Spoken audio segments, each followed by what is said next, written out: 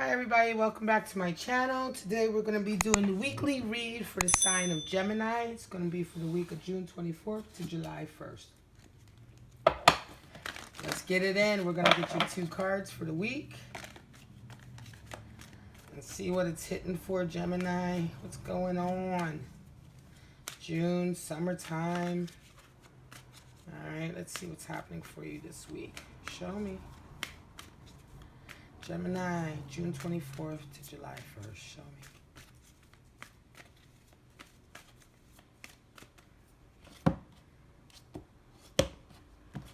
me. Alright, Gemini. Release your ex. Wow. And playfulness. Alright. Time to get playful. Time to forget about that ex who's a pain in the butt. You don't need him, need her, right? Time to enjoy yourself, perhaps. Maybe date a little bit, right? Have a little romantic date with a few individuals, right? You know, carefree, flirting, being youthful and playful. All right, let's get you 7 cards out there, and we'll see what that's all about. What's going on for Gemini, June 24th to July 1st?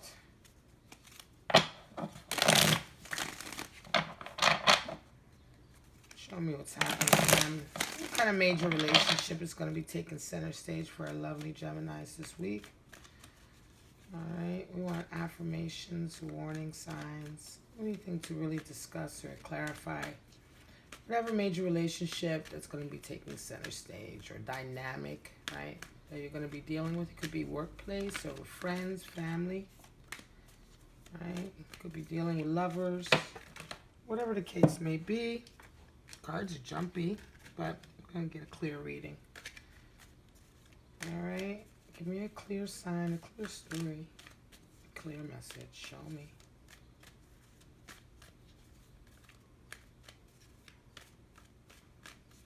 Alright, here we go.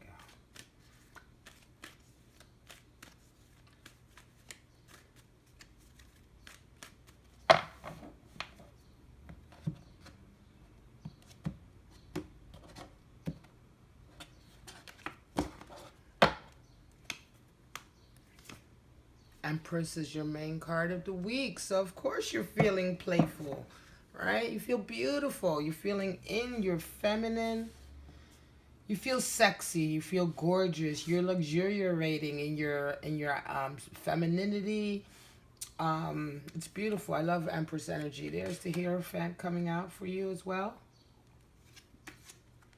2 of Wands, taking the next step and looking back. 7 of Pentacles. Page of Pentacles, yeah, somebody's coming in. 5 of Swords. 8 of Cups, yeah, you got to release that ex. They're coming in. They're going to try to get you to pay attention. 3 of Swords, all right? Somebody's coming back after hurting you. Somebody's coming back after cheating on you, right? They made you feel really kind of like manipulated.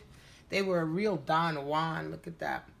A real Don Juan came in, swept you off your feet. This could have been this last relationship, but it ended with the 3 of Swords. Now, 3 of Swords is not really so much of a heartbreak, right? It's a Swords card, remember? It's actually not a Cups card. So it's more to do with the mental. It's the feeling of being manipulated, being hurt because you were duped in a kind of way, or you were in a relationship where you were cheated or you were deceived. And a lot of the pain is a pain of pride. Right? It's a pain of pride. It's hurt because of dishonesty and deceit, right? Not so much that somebody fell out of love with you who you still love, that kind of deep heartbreak, you know, but more so just like, wow, did you really need to do all of that? Sorry about that little cut, guys. My camera actually got full and I had to dump some stuff, but anyway, we were finishing off with the 3 of Swords. So here we go, Empress. You're feeling beautiful right now. You're feeling on top of the world.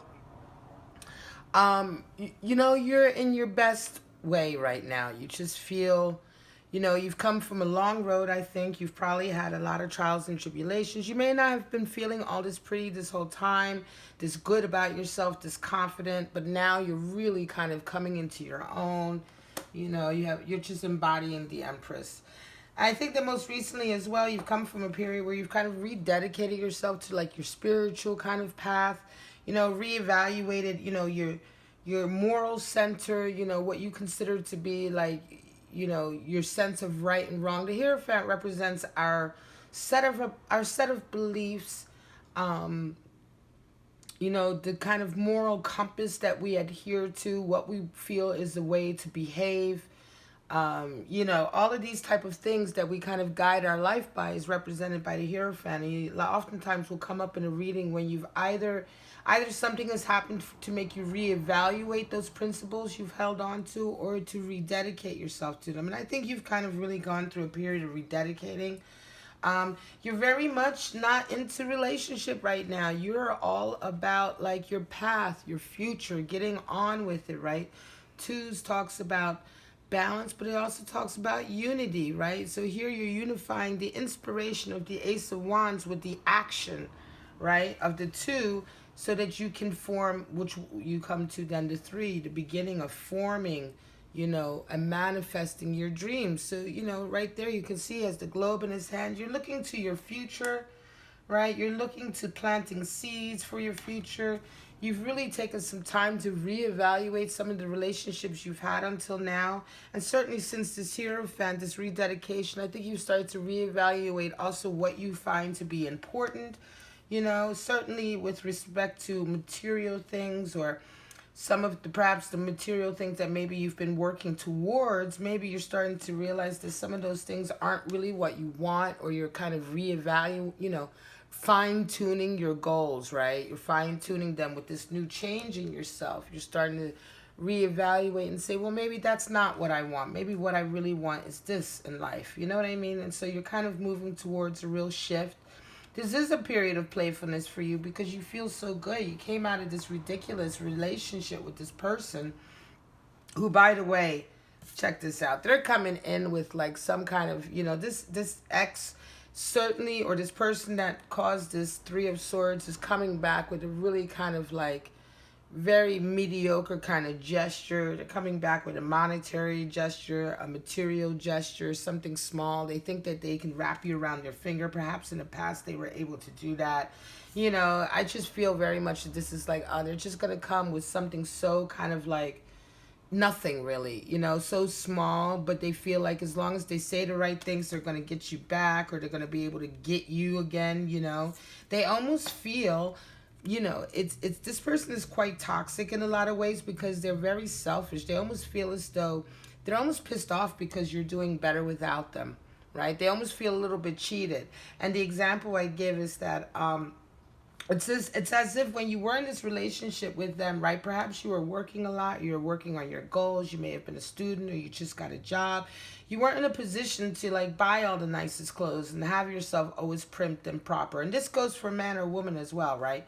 But whatever, it's like you were more on your grind, right? You were on, you're trying to get things done, right? And this person was very shallow, and so they probably stepped off, you know, cheated, went and got themselves some fine, sweet thing on the side or whatever, you know, something that was going to fulfill their shallow needs, right? Because they weren't prepared to see that, you know, you were really paving the way for a good future and sowing seeds, you know. And then, of course, the relationship broke down, right? And now they see you, right? They see you looking gorgeous, looking the way they kind of wanted you to look, I guess, or act or be, or the place that the state that they wanted to see you in when they were with you. But now that you're there and even better, they almost feel like cheated.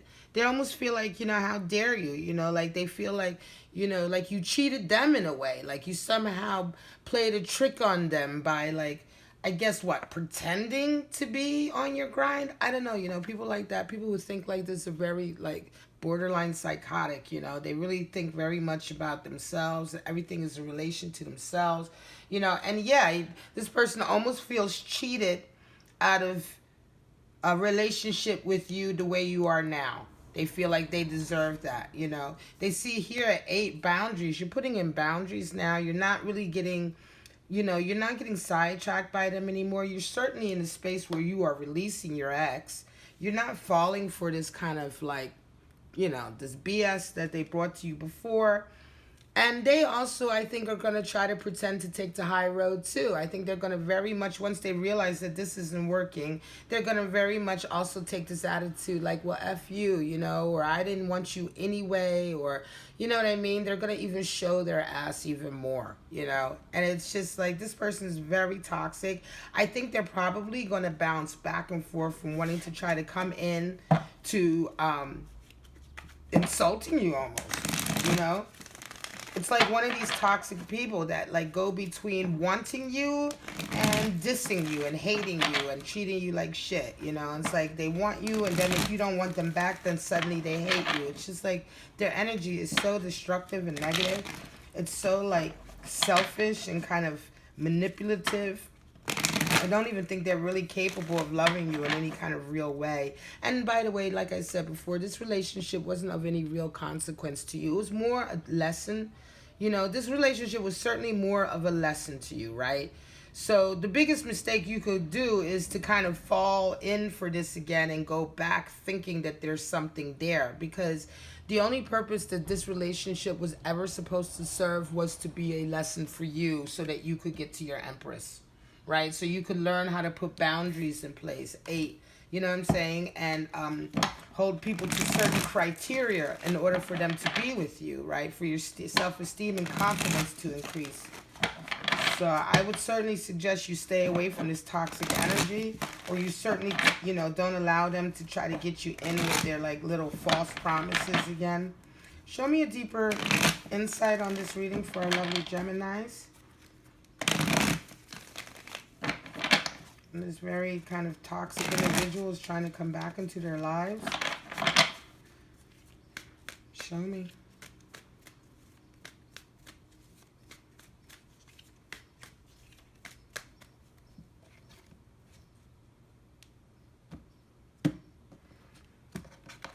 This person was very much a Don Juan. You know, they came in like a real kind of knight in shining armor, I think, in the beginning. And I think you very quickly realized or seen that it was just like all very fake and phony, you know. Trust me, they haven't changed. 2 of Cups, there you go, loving yourself. The Devil, yup, and wish fulfillment. There you go, 8 of Swords. The Tower, and Queen of Wands, perfect. Moon energies at play, yeah, moon energies at play. Because somebody is being very duplicitous. You're not, you know, this is very... So the moon comes up when we almost have to go through a rite of passage. We don't really see the road laid out before us. It's all very mysterious. We don't have all the information we'd like to have. You know, we're going into a situation we feel kind of half blind. It can be very daunting. It can be very scary. But it's a rite of passage. And really what happens is when you go through a moon period, you almost realize the only thing that you had to fear was the fear itself, right? I mean, and I said this in one of my readings, one of my private readings. I was telling my client that, you know, bravery is not being afraid. It's being afraid, but doing it anyway, accomplishing the task anyway. You know, we can't stop our fears. Fears are natural. But working through our fears is probably one of the best things that we can do. And it's one of the best ways to vanquish those fears, right? So when moon energy is at play, it's also a warning to be careful of who you trust. Don't, you know, many people say that they're guides out there and they really have no skill to be your guide. They have no experience, no skill. They don't have what it takes to be a guide. There are many false prophets, false guides.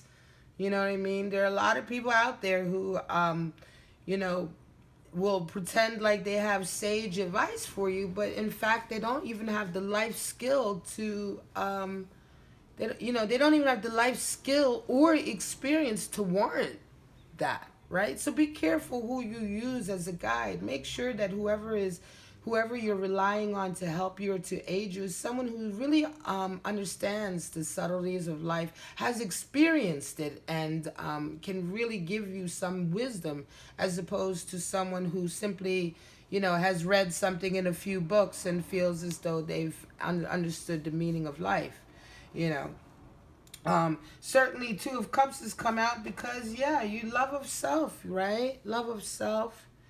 Yeah, it's not that you're turning back on love, but Two of Cups is coming out for how you see yourself. So, yeah, Two of Cups is perfect. It's perfectly appropriate for you to have the Two of Cups in a position of self-awareness when you have Empress, because Empress is all about self-love, self-nurturing, right? Certainly rededicating yourself to your spiritual center is about self-love. Devil is here, not giving in to temptation, not being led astray, realizing that there's more important things in life, focusing some of that passionate, lustful Kundalini energy into projects, into your goals and visions. That's how masterworks are created. That's how pieces of art are created. Beautiful music is created that way. Inventions come out of that. That all comes out of highly sexualized energy that's been focused, that hasn't been squandered or scattered in kind of in lusty kind of satisfaction. When you take that sexual energy, that kind of fire energy that comes up in the sacral chakra, right? The chakra that is part of, that is the genital area chakra, that sexual energy, that kundalini they call it. When that's focused and not squandered, that is when great things are accomplished, right? That is when people do their best work. And so not giving in to temptation and staying focused is the best thing for you to do right now. You're getting the star is all about realigning your wishes to who you really are, realigning yourself, your spirit and your soul with what your dreams and wishes are for this world. And this is what I said about the Seven of Pentacles. You're certainly reevaluating, because now that you're in your Empress, you have a level of self-esteem and confidence now that has opened up other doors for you. Now that you're confident, when your confidence increases, your options increase, your opportunities increase, your possibilities increase, because you feel like you can do more. So now you can completely reevaluate. Perhaps dreams you thought you couldn't accomplish before, now you have the self-confidence to accomplish. And so you're refine-tuning your goals and your paths. Meanwhile, your person is just stuck. They're miserable. They're look at this. Eight of Swords is the victim card. What did I say about this person? Eight of Swords is the victim card. It's very much I call it my gaslighting card. When somebody's like, well, you made me do it. If you didn't act this way, I wouldn't have to treat you like this. If you weren't such a bitch, or, if you weren't such a liar, I wouldn't have to go and cheat on you. That kind of ridiculous, sense of logic that people like to use to manipulate. It's called gaslighting. Whenever anybody says, if you didn't, I wouldn't have to, you can immediately say that this person, what? You know what I mean? A grown person is saying that? It's psychotic. It's psychotic. It's absolutely psychotic to even act that way as a grown person, right?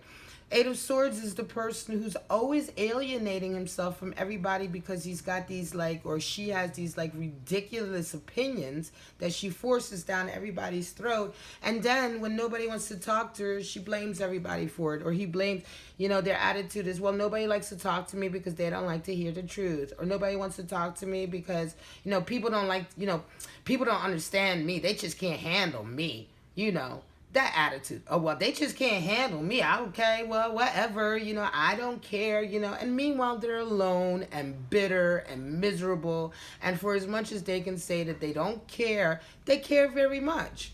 They care very much, but they're so stubborn and small-minded that they can't bother to come down off of their high horse long enough to actually interact with anybody.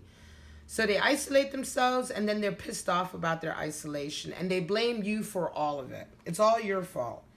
It's never their fault. It's never their fault. So like I say, that's my gaslighting victim card, and this is in a position for how you see yourself. So that's how your person feels. They feel very much poor me. They're probably like now, you know, they're probably coming up with all kinds of stories about how you know, they're probably twisting it into somehow you tricked them, or, you know what I mean? And it's just like ridiculous. They see you here, the tower is coming in because their whole world is crumbling. It really is crumbling. They, you know, they're really going to take it. You know, such a shallow person is naturally going to take it very deeply that you're doing so well without them. It follows. It stands to reason because that's the type of person they are. Their pride is so enormous and their ego is so enormous that this is really something that will be shattering to them, upsetting to them. They see you as a Queen of Wands. This is the position of where how they see the relationship. What relationship? They see you as the Queen of Wands. Singular, solitary, independent, on fire, untouchable. Untouchable. They know you're untouchable, Gemini. They'd like to touch it. They'd like to be a part of it, but they at this point they realize, I think, that they'll never be in your space again. They'll never kind of vibrate up to, like, you soared so far beyond them that you will never be within their reach again.